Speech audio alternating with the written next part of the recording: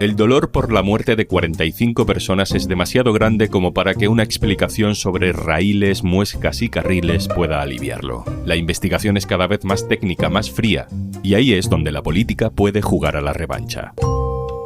Soy Juan Luis Sánchez. Hoy en Un Tema al Día. Una soldadura en el centro del debate político.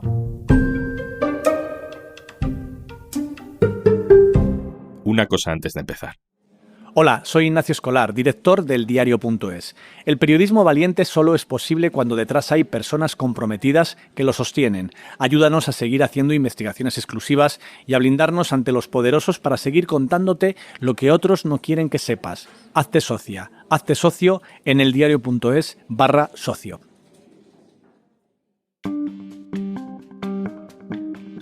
Han pasado ya más de 10 días desde el accidente de alta velocidad en Adamuz que acabó con la vida de 45 personas y que ha marcado para siempre la de sus amigos y la de sus familiares. De alguna manera el accidente dejará huella también durante un tiempo al menos sobre todos los que cogemos habitualmente un tren. Y nos sentimos bien, nos sentimos seguros y tranquilos cuando viajamos en tren. Estos 10 días también son algo más que suficiente para comprobar cómo se reproducen dinámicas que ya nos suenan de otras catástrofes. En este caso, lo lógico es buscar las causas del accidente. ¿Qué pasó? ¿Qué falló? Pero descartado el error humano en un sistema de transporte, todas las explicaciones se vuelven necesariamente muy técnicas. Efectivamente, se han detectado una especie de pequeños mordiscos de 1 milímetro de espesor aproximadamente y unos 2-3 centímetros de ancho en los bogies delanteros. Es imposible que una explicación sobre una pieza de 60 centímetros o de una soldadura de apenas unos milímetros sirva para aliviar todo el dolor, toda la impotencia de quienes han perdido a los suyos. Porque yo siento que mis hijos no han muerto en un accidente, mis hijos no han muerto en un accidente, a mis hijos lo han asesinado. Lo han asesinado. El gobierno lo ha asesinado. Por falta de mantenimiento, Es horrible escuchar a este hombre, el abuelo de esa niña de 6 años superviviente que iba en el tren con sus padres, con su hermano, con su primo. Todos murieron, menos ella. Ninguna explicación, ninguna dimisión será nunca suficiente para consolar lo inconsolable. Pero una cosa es lo que este familiar tenga derecho a decir, y otra es lo que un político haga en el Congreso con ese dolor. Este es el portavoz de Vox esta semana. Porque cuando pusieron ustedes a Koldo como consejero de Renfe, ¿qué se pensaban? ¿Que eso no iba a provocar muertes? Es que son ustedes un puto desastre y quienes mueren por culpa de su corrupción son los españoles. Eso es lo que ustedes traen para los españoles, la ruina y la vergüenza. Dimitan de una vez y pónganse a disposición judicial. ¡Asesinos! En el Partido Popular dicen lo mismo pero sin decirlo, o como si no lo estuvieran diciendo. De hecho, lo usan para hacer una comparación, en la que han insistido varios portavoces del partido. Nosotros no somos socialistas, no acusamos de asesinos a nadie sin tener información. Si yo fuera socialista, insisto, estaría llamando asesino a Óscar Puente y no lo estoy haciendo. Porque ahora resulta que lo que ha ocurrido en una vía férrea ha sido un accidente que no se podía predecir, pero una dana que sobrepasó cualquier tipo de información, eso sí había una responsabilidad. A la Audiencia Nacional ya ha llegado una denuncia de un colectivo de ultraderecha para imputarle a Óscar Puente delitos de homicidio imprudente y de negligencia. La derecha ya está utilizando a Adamuz como revancha de lo que la gestión de la Dana de Valencia ha sido para Carlos Mazón o las muertes de las residencias en pandemia para Ayuso. El ministro Puente tiene que dimitir, porque sus años al frente del ministerio solo han servido para proponer ocurrencias, insultar gravemente cada día, aunque en realidad quien debería empezar por dimitir es su jefe, Pedro Sánchez. Sánchez es el responsable y por eso no va a Huelva. ¿Todas las catástrofes son iguales? ¿Es comparable el diseño de un protocolo, de una orden para dejar sin asistencia médica a personas mayores en residencias durante la pandemia con un accidente de tren? ¿Es comparable ser presidente de una comunidad y no trabajar en la tarde en la que se reúne tu comité de emergencias por la tragedia más horrible de una generación, con ser ministro y que haya una hipotética falta de supervisión en una soldadura de un tramo de una vía? Si no la tenemos ya, el tiempo nos dará una respuesta. Alfonso Alba, hola. Hola Juanlu, ¿qué tal? Alfonso Alba es director de Cordópolis, nuestro medio asociado en Córdoba. Vamos a recopilar, Alfonso, la información que tenemos sobre lo que realmente sucedió en Adamuz. Desde la última vez que hablamos, justo después del accidente, se han ido concretando un poco algunas cosas. Parece que la atención efectivamente está en ese trozo de vía rota que nos comentabas en aquel capítulo. Entonces no sabíamos si esa vía rota era la causa del accidente o una consecuencia del accidente. Hoy ya vamos sabiendo que fue la causa, lo que provoca el descarrilamiento. Lo que pasa es que aquí cada respuesta genera nuevos porqués, ¿no? Ya sabemos que la causa fue la rotura. La pregunta ahora es ¿por qué se rompió ese raíl? Sí, así es, Juanlu. La certeza que ha demostrado la Comisión de Investigación de Accidentes Ferroviarios y, por otro lado, la investigación de la Guardia Civil es que el descarrilamiento se produce por la rotura de un carril junto a una soldadura. Ese carril es nuevo, es del año 2023 y se instaló en mayo del año 2025. La soldadura se hizo precisamente en mayo del 2025 y se realiza junto a otro carril que se vio que estaba bien, que se instaló en 1992 y que se construyó en 1989. Responder al porqué es, desde luego, la gran incógnita que hay ahora mismo. La conclusión del último informe de la comisión que investiga los accidentes ferroviarios en España asegura que todas las hipótesis están abiertas. Parece, por lo que ha afirmado el ministro Puente y por lo que también ha dicho el presidente de esta comisión, que el carril del año 2023 rompe o en la soldadura o muy cerca de la soldadura. No está claro el por qué. El ministro lo último que alude es a una especie de torsión. También en un primer momento se habló de rotura por fatiga. Pero todo esto son puras especulaciones. Ahora mismo se está viendo si esa soldadura se hizo correctamente o no. También se han pedido datos a ArcelorMittal, que fue la empresa encargada de instalar los raíles, de ejecutar la obra de renovación y sus soldadores de practicar esa unión entre el carril de 2023 y el carril de 1989 para determinar si la colada en la que se fraguó el metal con el que se hizo la soldadura era correcta o no. Son muchas incógnitas que todavía no tienen una respuesta clara. Entonces, Alfonso, estamos hablando de que hay dos raíles que se empalman, por decirlo así, con una soldadura, ¿no? Uno es del año 89, que estaba ahí desde que se estrenó el AVE en el año 92, y que va soldado con otro fabricado en 2023. Pero esa unión, digamos, se hace en 2025. Alfonso, ¿juntar dos carriles de distintas épocas es normal? Sí, completamente normal. Esto es algo que hemos aprendido en estos últimos días y después de hablar con muchos técnicos y con muchos expertos.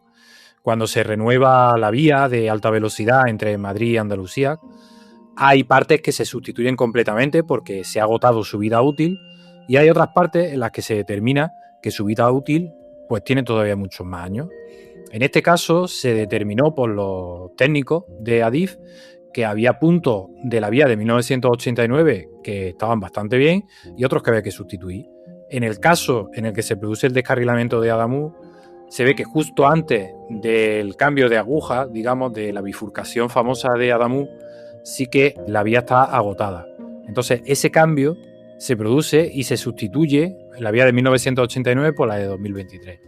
Y lo que hace es que directamente se empalma con la que había antes. Este tipo de soldadura, este tipo de empalme y este tipo de rehabilitación es de lo más normal en el resto de Europa. Por ejemplo, en Alemania se está renovando una vía también de una distancia de unos 300 kilómetros y se ha decidido sustituir 150 kilómetros de vía y mantener pues, otros 150 kilómetros de vía. En Francia, en los sistemas de alta velocidad, se utiliza también un sistema similar. Por tanto, como han concluido muchos expertos, entre ellos el presidente de la Comisión de Investigación de Accidentes Ferroviarios, Ignacio Barrón, esto es algo de lo más normal. Una vez que se hace ese empalme de los dos carriles, uno del 89, otro mucho más reciente, ¿hay protocolos para revisar que eso ha quedado bien? Este tipo de intervenciones tiene una enorme trazabilidad. Sabemos perfectamente hasta el nombre del soldador que hizo esa unión y, por supuesto, tiene una cantidad de certificados posteriores enorme. Hay varias empresas que se dedican a certificar que la obra está bien. Hay una compañía que se llama Yesa que revisó que todas las soldaduras se habían hecho de manera correcta. Y luego hay una gran cantidad de ensayos y de análisis posteriores para determinar que no hay ningún problema. Estamos hablando de la joya de la corona de los ferrocarriles en España, como es la alta velocidad, y aparte hay unos protocolos de seguridad muy intensos. El propio ministro ha relatado la cantidad de veces que se revisó la vía, no solamente desde que concluyeron la obra, sino desde que se volvió a poner en servicio. Y me sale más de una decena entre mayo del año 2025 y finales del año 2025. La última, Alfonso. Ya sabíamos que iba a ocurrir, pero hemos escuchado, hemos leído de todo durante estos últimos 10 días. Por ejemplo, que toda la vía estaba construida en el año 89, o que se ha utilizado material reciclado porque eso puntuaba mejor para ganar el concurso público de un gobierno progresista, o que el gobierno ha estado invirtiendo en el ferrocarril de Egipto o en el de Marruecos en vez de aquí. ¿Cómo has vivido tú, que has estado encima detalle a detalle de esta investigación, todo este cruce a veces extraño de información? Antes de nada, creo que estamos ante el accidente ferroviario en el que la investigación ha ido más rápido. El propio presidente de la comisión ha dado una entrevista de la que todos los medios nos hemos hecho eco. Y el ministro ha dado 2 ruedas de prensa de más de 2 horas de duración, sin límite de preguntas. Creo que no ha habido estudio de televisión al que no haya acudido, no ha habido radio a la que no haya atendido, ni periódico en el que no haya sido entrevistado. Y que a la vez que íbamos teniendo respuestas, surgían otros interrogantes. Y esos interrogantes iban dando pie a una especie de teoría de la conspiración o teorías extrañas sobre por qué había ocurrido el descarrilamiento.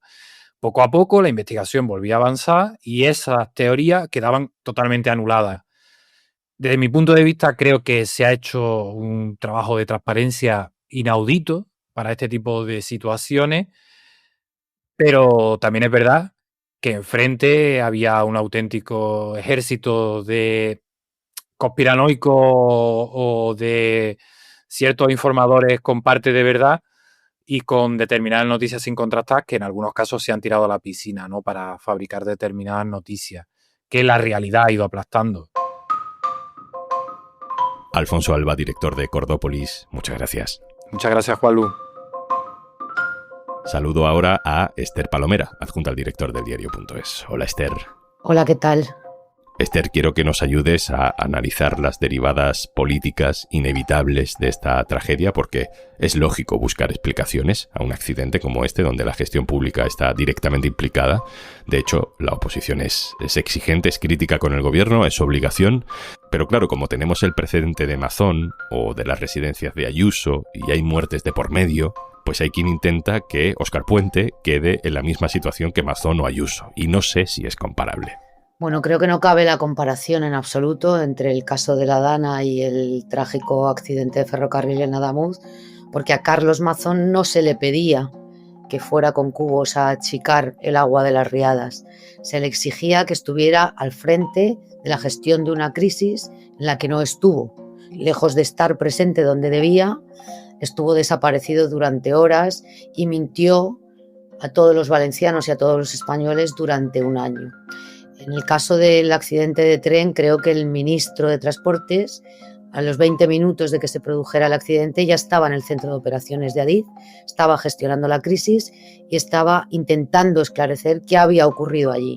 Por no hablar de la coordinación que se produjo entre administraciones, tanto local como autonómica, como la Administración General del Estado. Como te decía, a Mazón no se le exigió que fuera a achicar aguas y a Óscar Puente, por el contrario, sí que parece que se le está exigiendo que controlara él personalmente las más de 300.000 soldaduras que hay a lo largo de los 18.000 kilómetros que tiene la red ferroviaria española.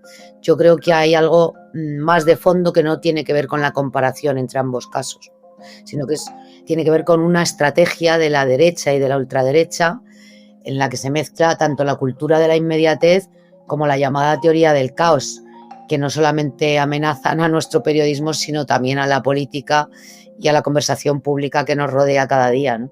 El gobierno tiene un problema simbólico, o ya veremos si no tan simbólico, ¿no?, conforme vaya avanzando la investigación, importante. Porque venimos de una etapa judicializada bajo sospecha en ese ministerio, con Ábalos, con Koldo, con las maniobras de Santos Cerdán en algunas obras, con la anterior presidenta de Adif imputada.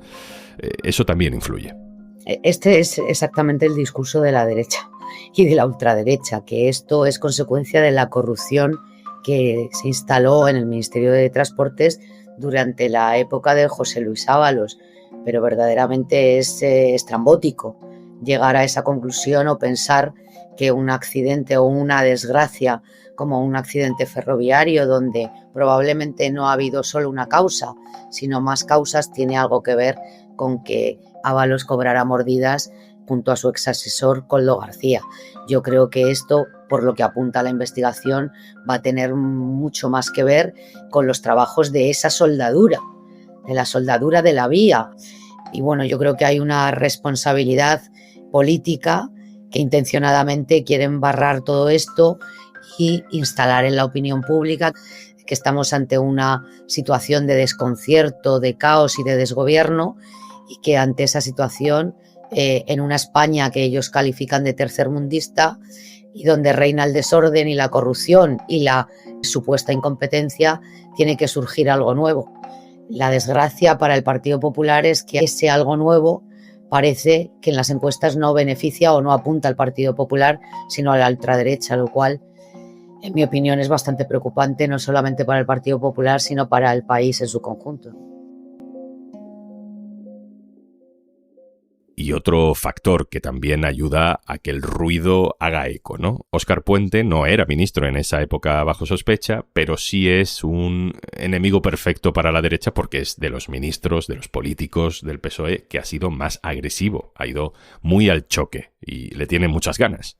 Bueno, sin ninguna duda, yo creo que el objetivo Óscar Puente para el Partido Popular nace en septiembre de 2023, el día que Pedro Sánchez delegó en Óscar Puente el debate de investidura que resultó fallida de Alberto Núñez Feijóo en el Congreso de los Diputados, y empezó aquella intervención con el le voy a hablar de igual a igual, ¿no? Fue un discurso tremendamente duro. Óscar Puente, además, es un ministro que no se arredra, que responde a todas las provocaciones en redes sociales y fuera de las redes sociales, pero a mí me parece que en esta ocasión pinchan en hueso, no solamente porque Óscar Puente es uno de los principales puntales políticos dentro del gobierno, con un perfil eminentemente político, sino porque también es uno de los dirigentes del Partido Socialista con más apoyo entre la dirigencia y entre la militancia del partido, ¿no? Esther, la última también para ti. Este jueves se celebra una misa funeral en homenaje a algunas de las víctimas del accidente en Huelva. La organiza el Obispado de Huelva y el rey Felipe VI va a estar allí. La derecha, sin embargo, le ha dicho al ministro y al gobierno que no vayan, que no serían bienvenidos. De nuevo, se intenta reproducir alguna de las escenas que ya vimos tras la Dana. Bueno, vimos con la Dana, vimos con el Día 42, vimos con el 11M y hemos visto en sucesivas tragedias y ante las víctimas de ETA. Pero en todo caso es curioso que el Partido Popular pida que Óscar Puente no esté en ese funeral a sabiendas de que Óscar Puente no puede estar en ese funeral porque ha sido el Partido Popular quien ha pedido en el Senado su comparecencia este mismo jueves. Esto no quiere decir que no vaya a estar el gobierno representado por algunos de sus miembros. Creo que son las víctimas quienes tienen que responder o pedir o sugerir a los dirigentes políticos si quieren su presencia o no, pero en ningún caso un partido político que ha dado muestras acreditadas de la utilización nauseabunda de todas las víctimas de cualquier tragedia que haya ocurrido en este país. Esther Palomera, muchas gracias. Gracias a vosotros.